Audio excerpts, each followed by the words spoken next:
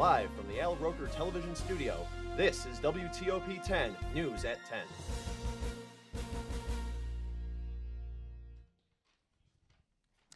Good evening and thanks for joining us. I'm Josh Kay. And I'm Samantha Damasio. Tonight's top story, Oswego police are looking for a suspect in an armed robbery that was reported this afternoon near the corner of East 10th and East Oneida Street. Police say they are still looking for a white male who appeared to be in his teens. Although he told a customer outside Rise and Shine convenience store that he had a gun, no weapon was ever displayed. He then stole her purse and fled the scene. Oswego Police, New York State Police, United States Border Patrol, and New York State Department of Environmental Conservation Police are all involved in the search. Governor Andrew Cuomo was on campus today to sign the 2013-2014 budget. This is the third consecutive budget to be completed on time. WTOP 10 was there with full coverage. The governor touched upon his regional economic developmental initiatives for Oswego County in particular, as well as what New York State needs to work on as a whole. We'll have Senior Rich Stein in just a moment to talk more about today's event. But first, a quick check of your weather outside with Chief Meteorologist Patrick Kavlin. What's going on out there, Pat? Hey, thanks guys. Beautiful evening out here if you like cold weather. But hey, at least we cleared out. We had a beautiful sunset tonight. I'll have a picture of that for you later. Take a look at those current conditions outside right now. 30 degrees, so it is not bitterly cold, but definitely unseasonably cold for the beginning of April. The wind chill, though, the real field temperature, that's what matters. 22 degrees. That's what it feels like if you're stepping out this evening. As we take a look at our 3-day outlook, the next 3 days, you cannot ask for a better forecast. We clear out and we stay that way right through the beginning of the weekend, and our temperatures moderate into the low 50s by Sunday. I'll have a look at that 5-day forecast coming up later on, but right now we'll send it back into the desk.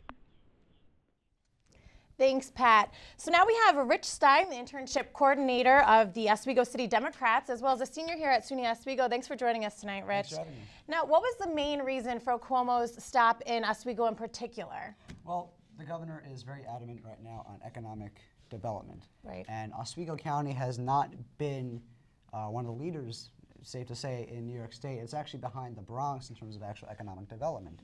So the governor wanted to come to an area that was struggling to really boost economic stimulus in terms of development, in terms of even consumer purchasing.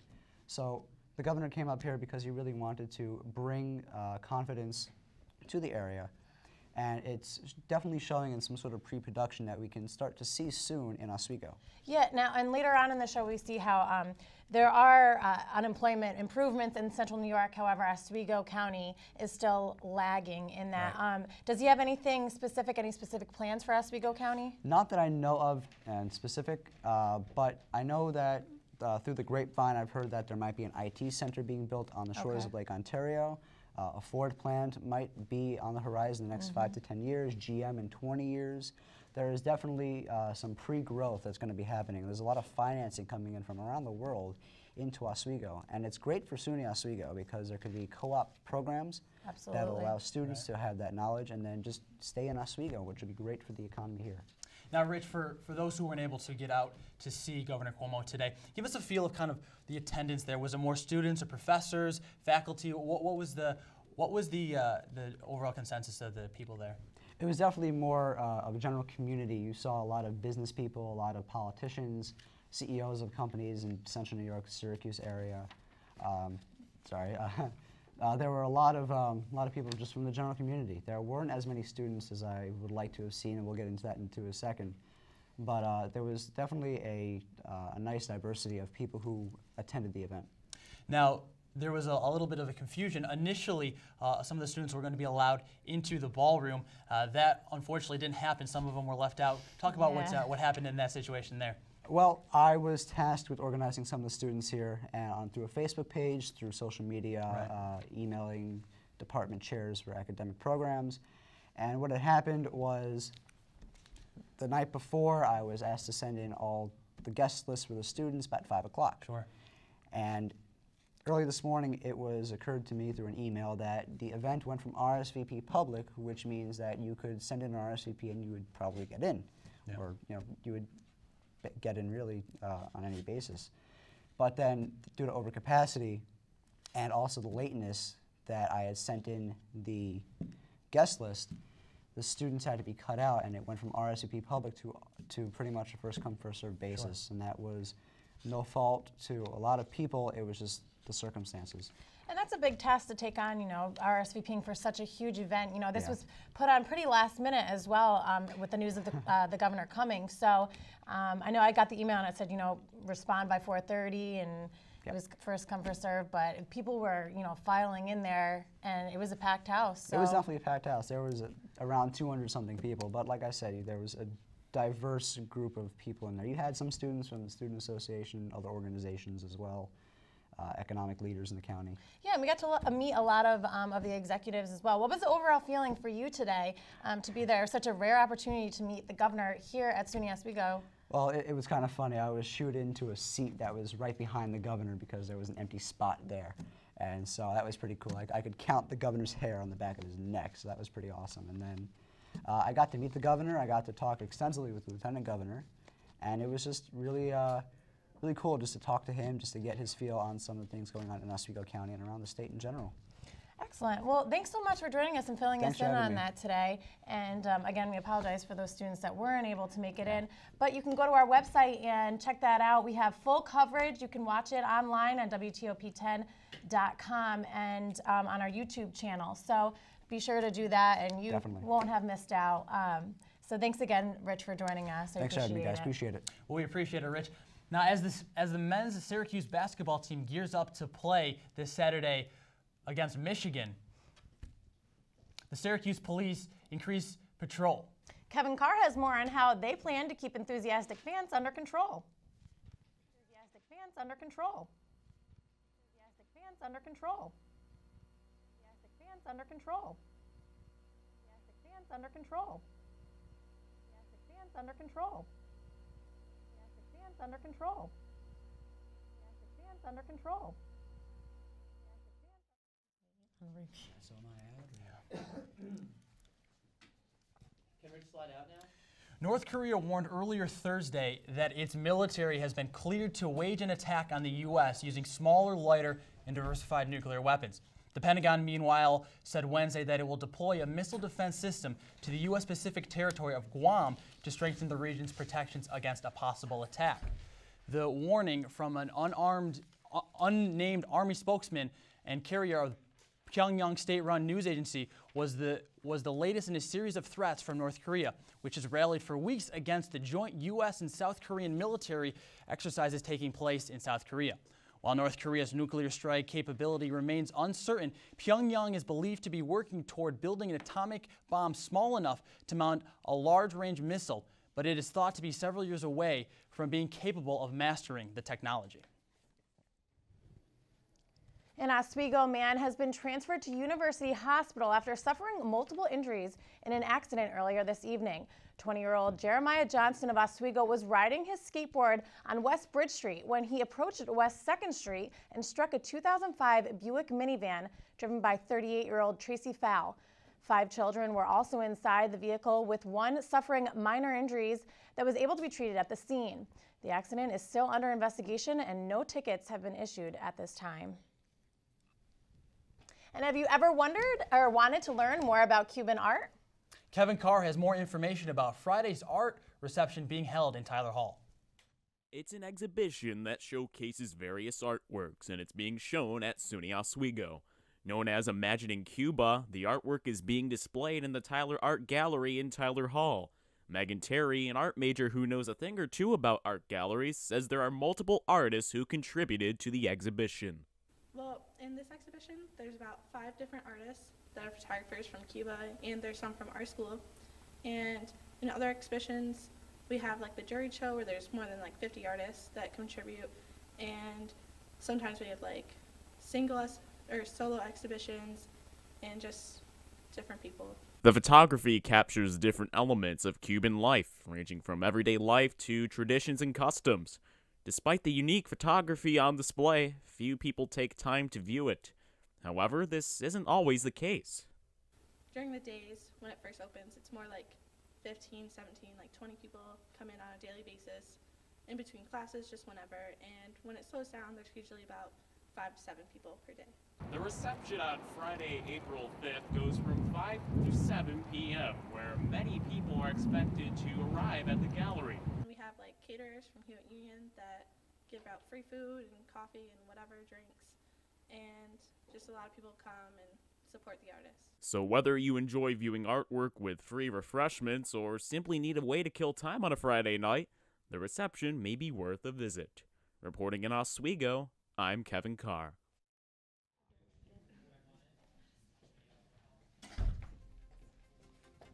All right, coming up after the break, unemployment in central New York shows slight improvement, but Oswego County still lags. Plus, owners of Hyundais and Kias should be aware of a recent recall. And we'll see if these gusty winds will settle down in Chief Meteorologist Pat Cavalin's full forecast coming up next.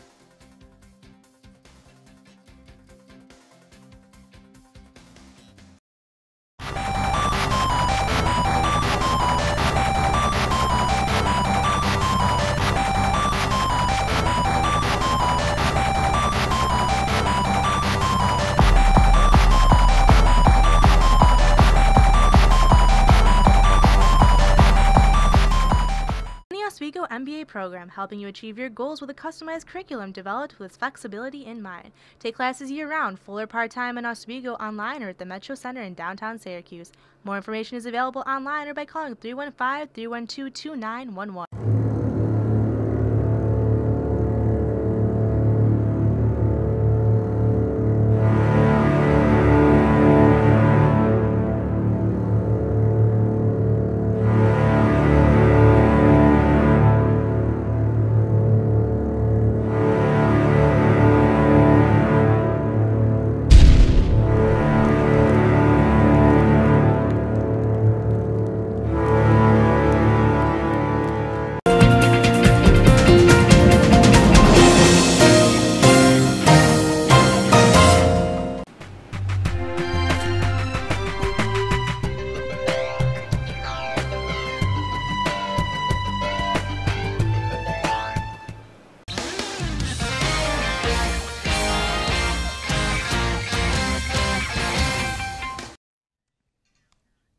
Welcome back. All right, Pat, so is this wind going to die down a little bit? There's kind of pushing you. Yeah, we got some relief on the way. We got some warmer temperatures. The wind, it'll be on and off over the next few days, but it's to be expected. It's Oswego, right? All right. Hey, let's take a look at that sunset out there. Skycam 10 captured a beautiful shot tonight. Look at that, guys. I cannot remember the last time I saw a sunset that beautiful here in Oswego. And Oswego, come on, we're known for our sunsets, right? We haven't seen them lately because of the cloudy weather, but I think they're here to stay at least through the end of the week. Here are your top weather headlines. Sunny end to the week, so we will be seeing more of those sunsets. A few showers do work their way into our area by the end of the weekend, but look at this, a warm up ahead, so springtime conditions may not be too far off. 32 degrees outside, fair skies. The real feel, though, this is what counts. This is actually what it feels like when you're heading outside on your skin, and that's thanks to these westerly winds gusting upwards of 20 miles an hour. So if you're heading out tonight, really make sure you're bundling up because it feels like it's in the lower 20s to upper teens. Taking a look at the radar right now, we are high and dry here. Just a few snow showers up off here towards the Adirondacks and the Green Mountains. Nothing for us to worry about. As we zoom out and take a look at the wider picture, the rest of the country looking a little more active than we are for once, so it's a nice change. Down here across the southern plains into the southeast, this system will be tracking its way up the coast during the weekend, so if you've got any travel plans to head down to the I-95 corridor, you're going to want to keep an eye on that because it could put a damper on some of those plans. So for tonight's forecast, we're clear and cold. I don't think the temperature will drop too much below 29 degrees, at least along the lake shore. We got those westerly winds so that, you know, the lake temperature's in the upper 30s, so any air coming off of that lake is going to be in the mid to upper 30s also. Further inland, that's where you're going to get the colder temperatures, so as you're going inland in the county, maybe Fulton or those areas, that's where you could be seeing temperatures in maybe the mid-20s to lower 20s. Futurecast, I mean, there's really nothing to show you. Heading out to those 8 a.m. classes, clear as can be. 2 p.m., clear as a whistle. And 8 p.m., still high and dry here in the Northeast. Picture perfect day tomorrow and Friday, and even into the day on Saturday. So overall, we're looking at nice conditions, not only through the sky, but also temperature-wise. And that is thanks to this high-pressure system here off the coast with that counterclock, or rather with that clockwise flow. That'll be sucking up all this warmer air from the south. and that means milder conditions for us and sunny conditions. So that'll be working its way into our neck of the woods right through the end of the week, and we are looking spectacular. Spectacular sunshine, 48 degrees. I know it's not really warm, but hey, it's better than what we've been seeing and definitely better than those snow showers that we had the other day. Later on this week, we do get a little more unsettled. As I mentioned, we do have those showers to deal with on Sunday, and we get a little chillier. The jet stream, it's really fighting here. The jet stream, again, that river of air, it separates the chillier air, the colder air from the warmer air. It's in a battle right now. It's in the battle with the warm against the cold, and the warm is slowly starting to win, and it'll actually overcome it by late next week. We got a pattern change in for us. The jet stream finally nudging northward, and that means a nice warm-up for us. I'll have that in the Storm Team 10 5-day forecast, the pick day of the week. Tomorrow, mostly sunny skies, 50 degrees. All right, so I lied. I said 48. We'll be topping around 50 here along the lake shore. And look at that. Again, as I mentioned, through the end of the week, beautiful sunny skies. A few clouds start to work their way in on Saturday before the showers move in on Sunday. But hey, the good news, even though we had the rain showers on Sunday, temperatures topping out in the mid-50s. Really can't argue with that here in Oswego. A lot better than some snow. So you're finally telling me we're done with snow? Well, I can't say that for sure. Hopefully. But at least for the next 2 weeks, it's looking like springtime conditions are here to stay. All right, thanks, Pat. Sure. All right. So we apologize for the technical difficulties earlier, but we now have Kevin Carr live telling us more about the extra patrol going on in Syracuse for this weekend's game. Going on in Syracuse for this weekend's game. Going on in Syracuse for this weekend's game. Going on in Syracuse for this weekend's game. Going on in Syracuse for this weekend's game. Going on in Syracuse for this weekend's game. Going on in Syracuse for this weekend's game.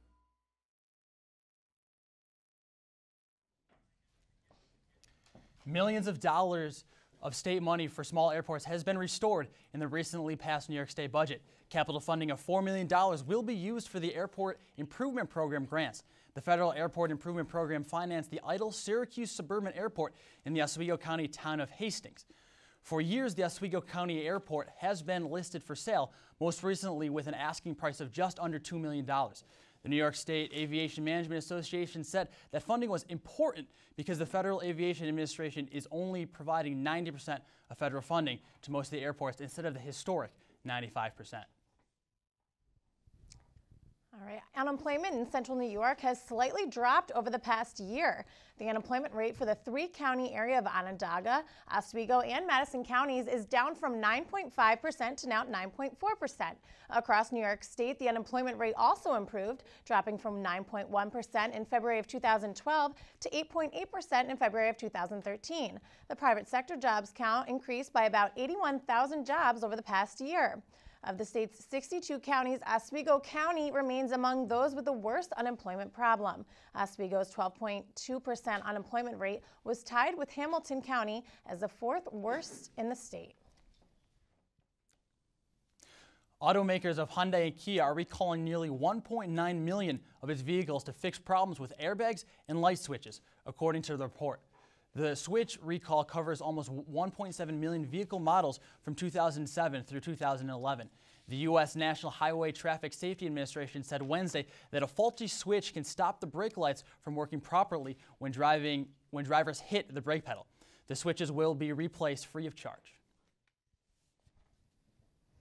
NBC has officially announced that Jimmy Fallon will take over as host of The Tonight Show in the spring of 2014. Jay Leno hosted The Tonight Show for more than 20 years, but his contract is set to expire. Leno will return to the show's original home at 30 Rock in New York City. Fallon has hosted late night since 2009 and along with his house band, The Roots, has developed a variety show that blends music, celebrity impressions, and an enthusiastic approach to the talk show format to make it one of the most unique late-night programs on the air. Leno says he felt better about this transition as opposed to 2009 with Conan O'Brien because he was part of this process. Coming up after the break, we'll have Julian Nuzzo with another delicious recipe, and Mike Tanzini will have a full look at sports. But first, take a look at your late-night menu. Stay with us.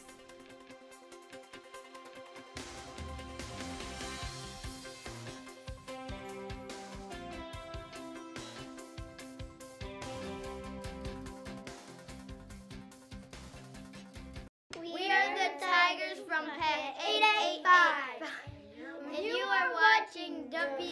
T-O-P. Yeah.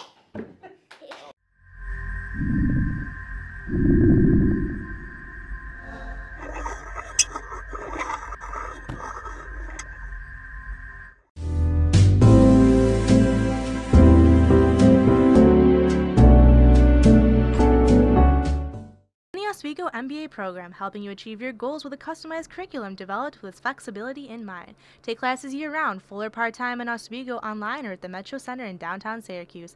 More information is available online or by calling 315-312-2911.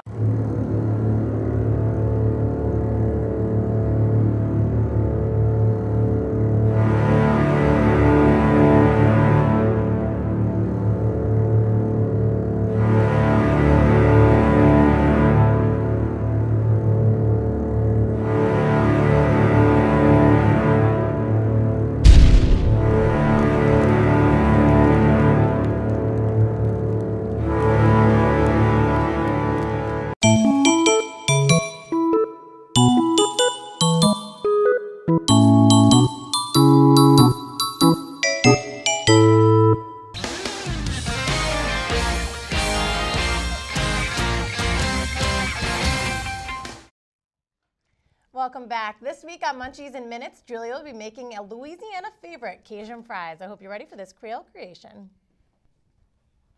Hey fans, this is Munchies in Minutes. Today I'm making some Cajun fries. Hope you're ready. Alright guys, step one, you need some oil in your pan. So we're going to put 3/4 of an inch of oil in here and you're going to put it on medium-high heat, okay? So let's start pouring. Step two guys, time to cut up your potatoes. We're making them in wedges, alright? So you're going to cut them in half first. Like so, with a giant knife. After they're in half, do it again. And just little chunks. We're calling them wedges, alright guys? Just like that. And then you're gonna put it in a bowl of water where all the other potatoes are living, because it'll make sure that they don't turn brown on you, okay? Alright guys, now it's time to strain your potatoes. This is just my cutting board and the bowl. Here's the potatoes. Do one of these. And get a paper towel. Dry your potatoes. No one wants a soggy potato. Time to slide in our potatoes. So literally slide. To avoid burning yourself, slide on the side. Do not drop. If you drop, you are going to burn yourself. You're going to make one even layer at the bottom of your pan. Let those fry. You're going to flip them 3 times. So I'll show you the process of the flipping. Here's your first flip, guys. After about 3 minutes, just flip, move them all around, flip them. This is just your check flip, okay? Flip number 2, guys. Look at all the brown that's happening up here. You see right here where it's nice and golden brown. So flip them. Third and final flip, guys. We got these, look at this golden, gorgeous brown color. It's gonna get a little bit deeper than that once we flip it this last time. And then we're gonna pull them out. Right into here. Season immediately, immediately, immediately. Here is your Creole seasoning. You can use salt, but I recommend Creole seasoning. That's what makes them Cajun fries. They are done, they are delicious, they are golden brown. I'm gonna eat one. This was Munchies in Minutes. I'm Julia Nuzzo. Go out and get baked. Now, how easy was that? Tune in next time for my cereal creations. Thanks, Julia. A man was arrested today and charged with making a threat over the phone in Kaufman County, Texas. The alleged threats were made on a phone hotline being used during the course of the investigation into the killings of District Attorney Mike McClelland and his wife Cynthia in their home this past Saturday. 56-year-old Nick Murrell indicated a county official would be the next victim. Murrell is being held on a $1 million bail, and the investigation is ongoing. One of the top stories in tonight's sports, Mike Rice, the head coach of Rutgers basketball, was fired today. Mike Tanzini will have more in his full look at sports.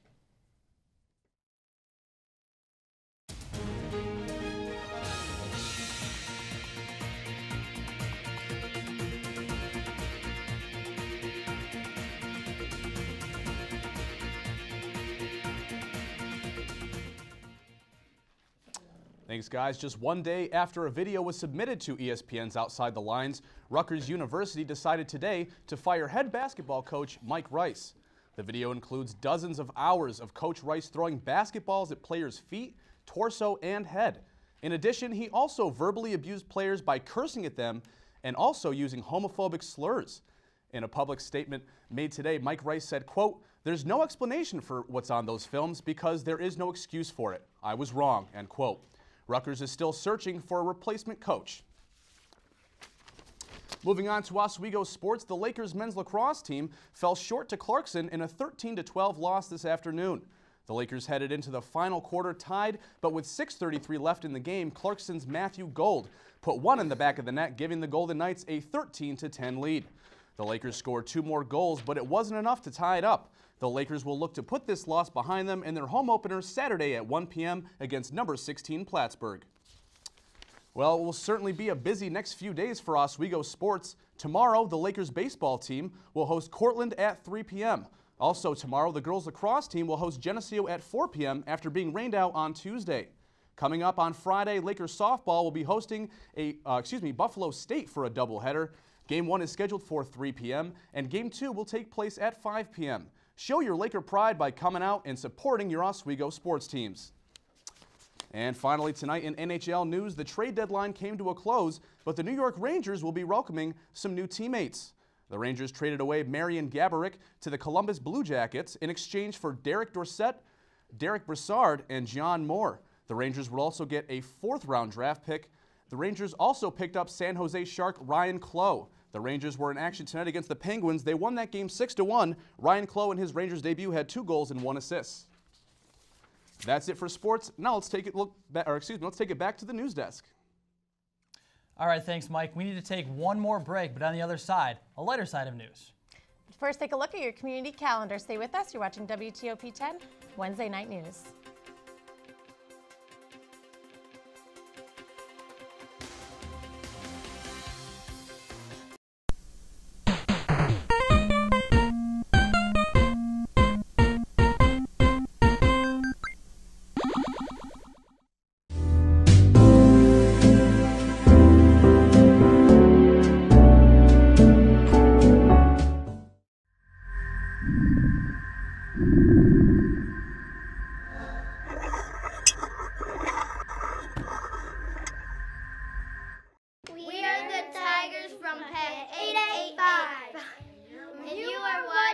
WTOP. Yeah.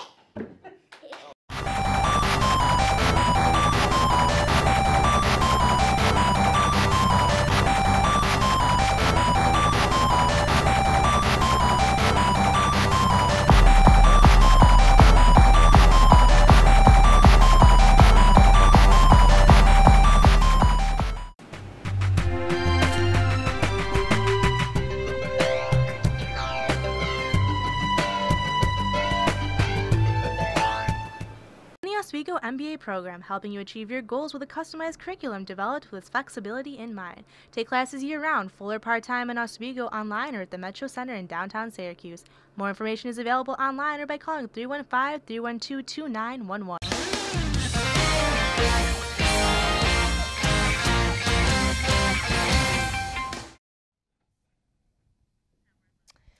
All right, so here's a lighter look at news if you want one. 5-day forecast, man, it looks spectacular. Right through the end of the week, sunshine, mild conditions, definitely something that we're not accustomed to. But you know what? Even when we get the rainy conditions on Sunday, it still stays mild with temperatures in the mid-50s. And remember, you can follow us online at Twitter by going to WTOP10, on Facebook, facebook.com/WTOP10TV. And listen, send us any comments, questions, or weather photos. We'll air them right here on the news by sending them to meteorology@WTOP10.com. So overall, a pretty nice weekend ahead. All right, excellent. I don't know if you guys have seen, but all over Twitter, there will be, Disney Pixar has confirmed a sequel to Finding Nemo, Yeah, Finding Dory. I think it's going to be adorable. It's a creative name. I think the best part was when Ellen was excited about this. She said, "Good. It took him 16 years to find Toy Story 16." So she's happy to get it done. Yeah. So I think it's. I'll definitely go see it. Absolutely. All right. Well, that will do it for us here. For the 10 News Team, I'm Josh Kay. And I'm Samantha Mascio. Stay tuned for programming coming up next. Good night, Oswego.